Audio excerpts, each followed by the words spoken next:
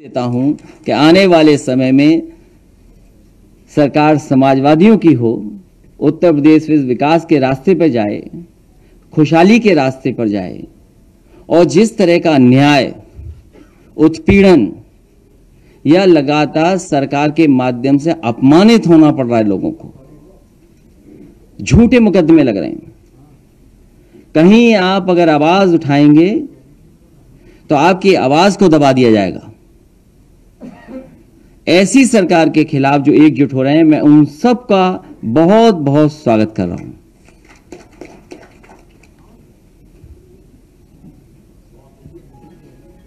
मैंने आज सवाल के लिए ज्यादा समय रखा है क्योंकि मास्क में तो केवल नजर दिखाई दे रही है, आंख दिखाई दे रही है, अंदर हंस रहे हो कि नाराज हो पता ही नहीं लग रहा है।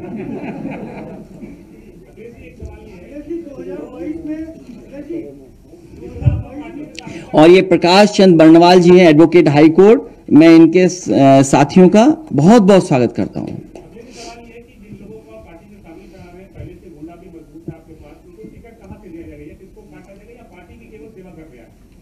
इसका मतलब आप जानते हो कि सरकार बनने जा रही है।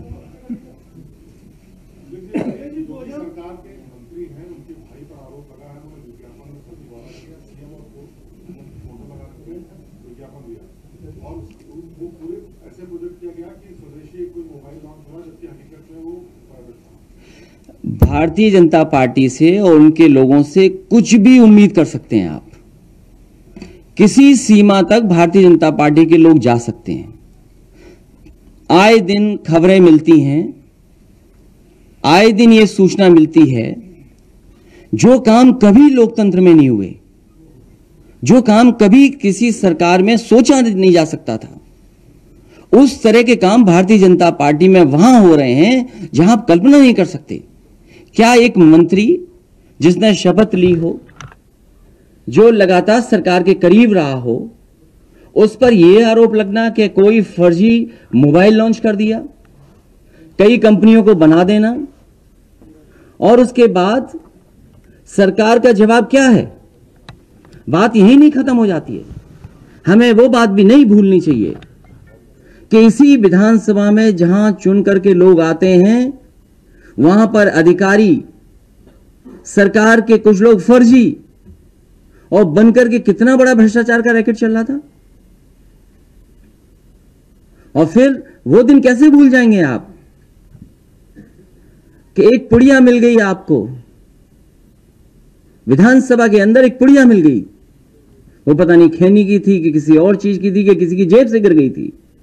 और क्या बताया गया था उस समय? इस सरकार में, भारतीय जनता पार्टी की सरकार में कुछ भी हो सकता है। आपको आतंकवादी कहा जा सकता है, आप पे कोई भी झूठा मुकदमा लग जाएगा। अगर आपने दाल की गुणवत्ता बता दी तो हो सकता है जेल में जाना पड़े आपको।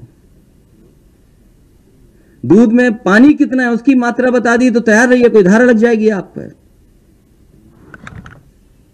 और फिर सरकार कहती है कि हम जीरो टॉलरेंट हैं हर चीज के लिए। इतना भ्रष्टाचार, इतना झूठ किसी सरकार ने नहीं बोला होगा जितना भारतीय जनता पार्टी की सरकार में भ्रष्टाचार और झूठ चल रहा है। समाजवादी पार्टी लगातार लोगों को जोड़ रही है, लगातार छोटे दलों को जोड़ने की गुंजाइश रखेगी, लगातार प्रयास होगा और समाजवादी पार्टी आने वाले समय में सरकार बनाएगी, उसके लिए रास्ता साफ कर रही है।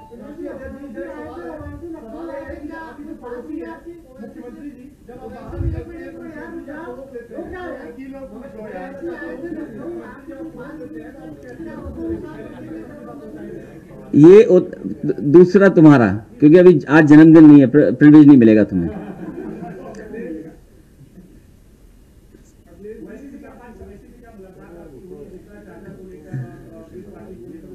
मैंने आपसे कहा कि समाजवादी पार्टी छोटे दलों को जोड़ करके आगे रास्ता साफ करने के लिए लगातार काम करती रहेगी।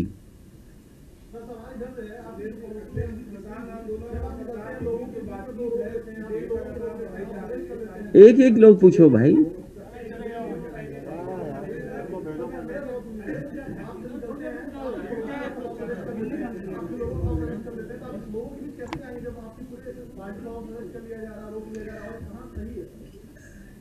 इस आंदोलन में समाजवादी पार्टी पूरी तरीके से शामिल रही है और हमारे पूर्व मंत्री बलवंत सिंह रामू बालिया जी यहां बैठे हुए हैं।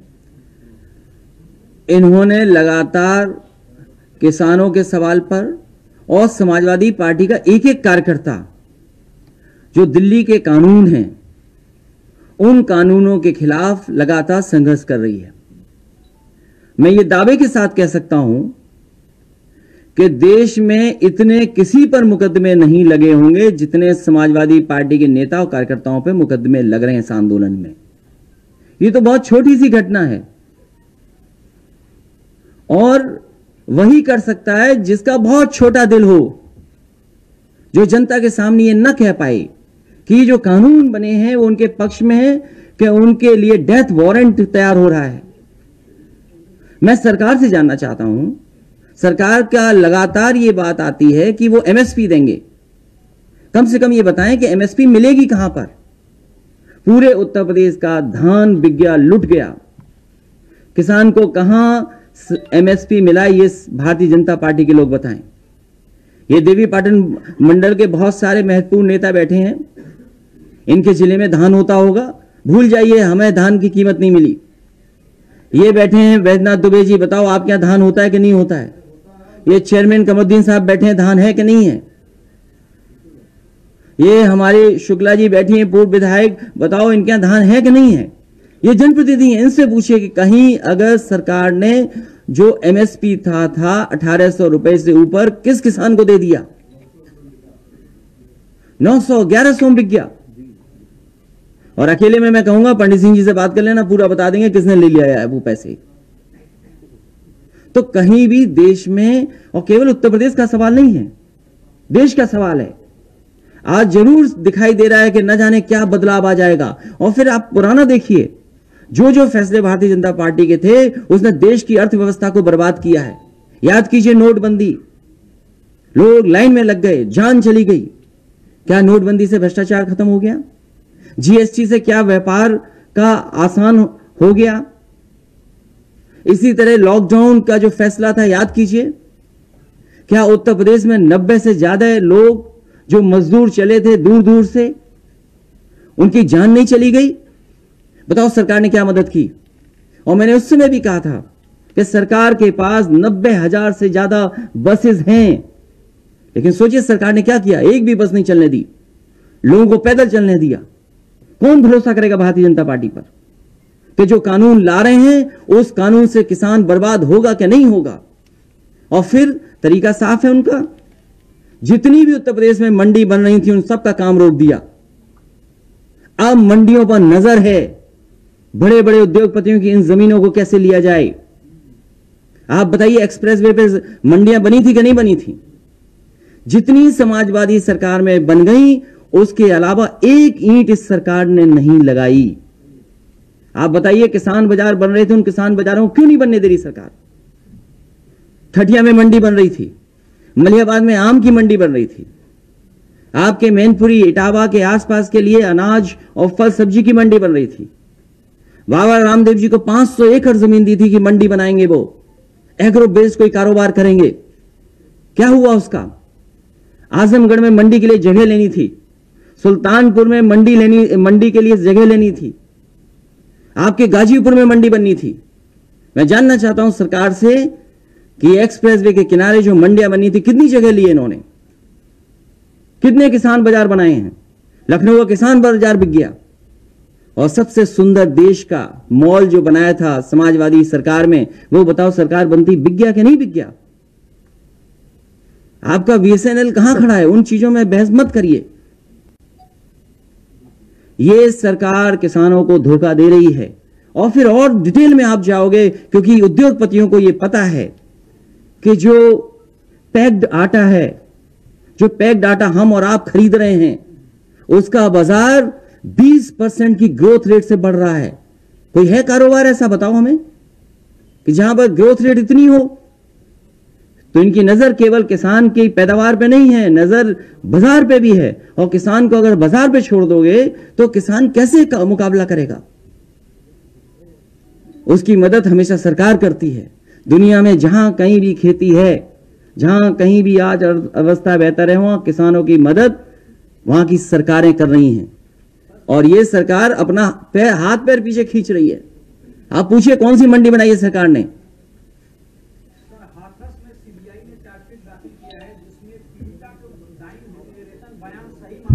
जो बात विपक्ष उस समय कह रहा था, मैं मीडिया के साथियों को भी बधाई दूंगा, धन्यवाद दूंगा कि उसमें उन्होंने सहयोग किया। और खासकर जो महिलाएं रिपोर्टर थी वो लड़ती नहीं पुलिस से, और उसी की वजह से आज देखो कम से कम उस परिवार को न्याय मिला है। सरकार झूठी साबित हुई है। सरकार उस दिन भी झूठी थी, आज भी झूठी है सरकार। 2012 से लेकर के 2017 के दौरान असुद्दीन ओवैसी को पब्लिक मीटिंग के लिए परमिशन नहीं मिलती थी। कहा जाता था कि समाजवादी पार्टी को काफी नुकसान का सामना करना पड़ेगा। अब परमिशन मिलना शुरू हो गई है। क्या 2022 में नुकसान हो सकता है समाजवादी पार्टी को? समाजवादी पार्टी सरकार बनाने जा रही है, और समाजवादी पार्टी सरकार कैसे बने उस दिशा में काम कर रही है। और हमें खुशी इस बात की है कि भारतीय जनता पार्टी, जो अपने आप को इतनी बड़ी पार्टी दुनिया की सबसे मानती है, वो भी आज समाजवादी पार्टी के विजन के रास्ते पे ही चल रही है। तो ना हमें अपने काम पर कोई शक है, ना हमें अपने संगठन पे, हमें अपने कार्यकर्ताओं पे भरोसा है कि जिस तरीके से उन्होंने आंदोलन चलाया है, कौन सी पॉलिटिकल पार्टी इतने दिन आंदोलन चला लेती? आज भी किसान घेरा के कार्यक्रम के माध्यम से लोगों गांव में जा रहे हैं लगातार। आप पूरे देश में देखिए, किसी पार्टी के नेताओं के ऊपर इतने मुकदमे लगे हों, वो भी झूठे। हम और अमू बालिया जी घर से अकेले जा रहे हो, बताओ क्या केस लगाया और कितनी पुलिस लगाई हुई थी? हमारा कार्यकर्ता बताओ पार्टी कार्यालय के सामने मारा, लाठी मारी सर पे। कौन नहीं जानता यामीन खान को लाठी मारी? या वीडियो में देखो कैसे लाठी मारी पुलिस ने। ये पूरे निर्देश से सरकार के कि इनके सर तोड़ दो। अगर उत्तर प्रदेश की सरकार का मुखिया ऐसा हो कि ठोक दो, कि सर तोड़ दो, क्या उम्मीद करोगे लोकतंत्र में? इसलिए जनता ने मन बना लिया है, बदलाव होगा और बदलाव ऐतिहासिक होगा। इसलिए सब कुछ चालें चली जाएंगी चुनाव से पहले।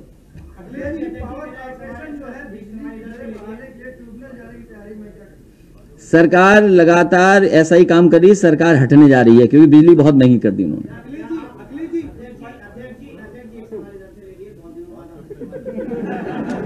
तुम्हें नौकरी दोबारा मिल गई?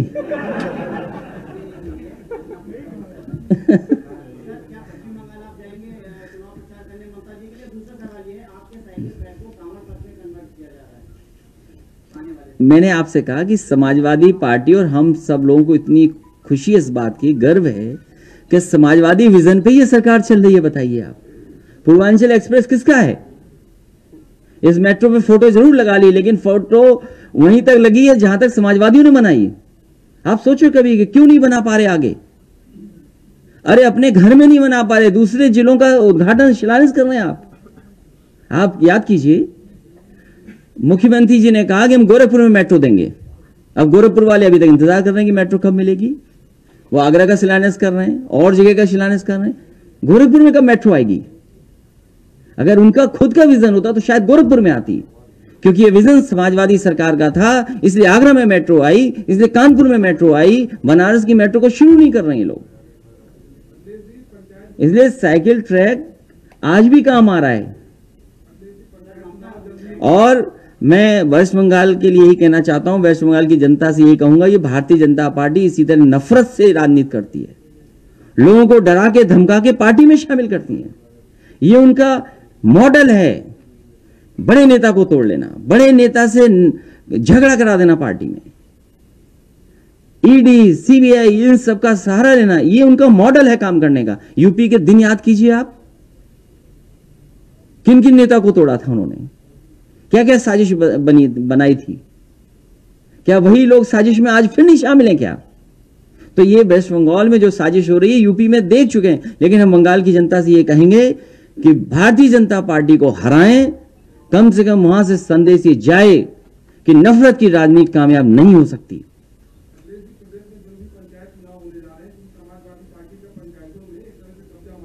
कब होगा तारीख बता दो। अब आपको पता हो मुझे तो नहीं पता।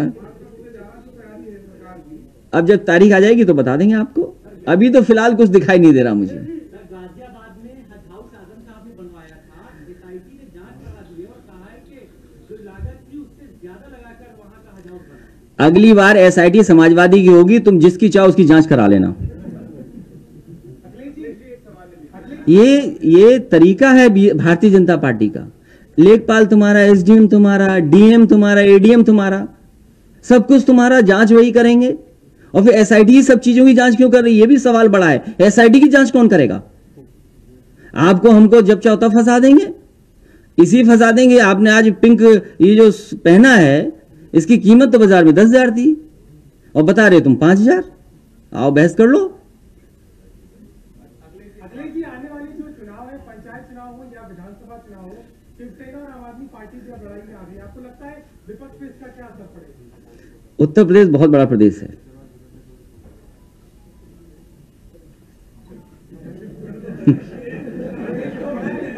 अरे उत्तर प्रदेश बहुत बड़ा प्रदेश है भाई। सब अब गुजरात से लोग यहां लड़ने आए चुनाव, हमने मना किया क्या? आपने मना किया क्या? कोई मना कर सकता है? ये क्या बात हुई? मैं जी एनआरसी सीए के पक्ष में समाजवादी पार्टी नहीं थी। समाजवादी पार्टी ने सबसे पहले कहा था कागज नहीं दिखाएंगे, जरूरी यह है कि देश में जातियां भी गिनी जाएं। जब इतना बड़ी एक्सरसाइज कर रहे हो, और फिर जितने झूठे मुकदमे लगे हैं उन सभी मुकदमों को वापस लेने का काम भी आने वाले समय में होगा।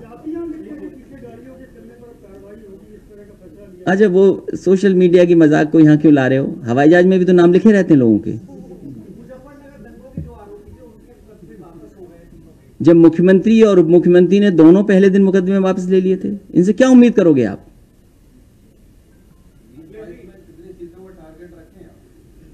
भूल गए आप? जब रिजल्ट आएगा तो याद रखना।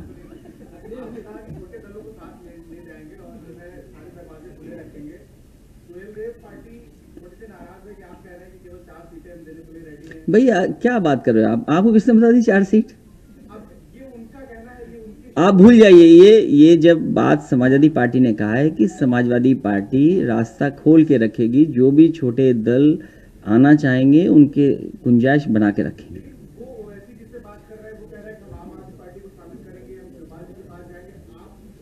ये इन बातों पे हम नहीं कोई चर्चा करेंगे।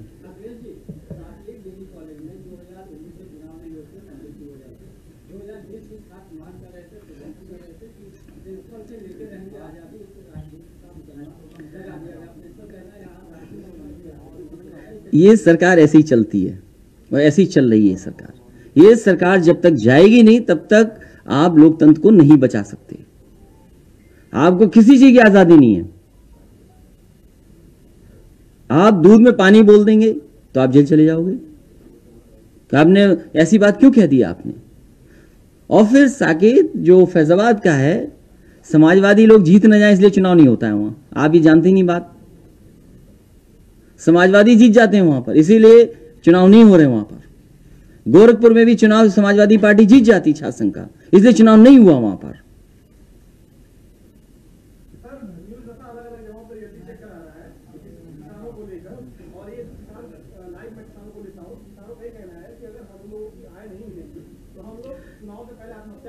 दो बात साफ, समाजवादी पार्टी इस पक्ष में है कि वो एमएसपी मिलना चाहिए जिस एमएसपी में आय दोगुनी हो, क्योंकि भारतीय जनता पार्टी ने कहा है कि किसानों की आय हम दोगुनी कर देंगे 2022 तक। तो कम से कम ये समय आ गया है भारतीय जनता पार्टी को इन कानूनों को वापस लेकर के आय दोगुनी वाली एमएसपी किसानों को देनी चाहिए। और वहीं ये समय ये भी साथ साथ आ गया है क्योंकि जिस तरीके से बाजार में महंगाई बढ़ रही है, खाने पीने की जरूरत की चीजों की महंगाई लगातार बढ़ती चली जा रही है। डॉक्टर राम मनोहर लोहिया जी ने जो रास्ता दिखाया था, दाम बांधो नीति पर बहस होनी चाहिए दोबारा। सदस्यता ग्रहण कर ली है, क्या इन्हें पार्टी में कोई जिम्मेदारी दी जाएगी, को होता दिया जाएगा या फिर आने वाले मैं सुमैया राणा जी को और उनके साथ जितने लोग शामिल हुए उन सबको धन्यवाद देता हूं, बधाई देता हूं और पार्टी को मजबूत करने के लिए जो भी जिम्मेदारी देनी होगी वो देंगे। सर, ये कांग्रेस की तरफ जा रहे हैं कि आप उनको ले आए? अभी तो तुम कह रहे थे 2022 में क्या फिर समाजवादी पार्टी हुआ का दामन थामेगी इस बार? आपको जन्मदिन का कार्ड भिजवाया जाएगा अगले वर्ष।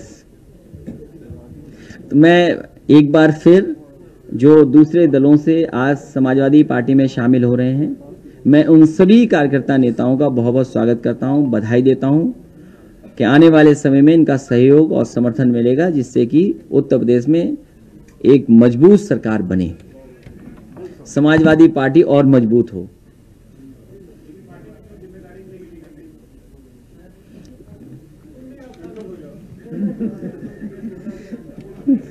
ये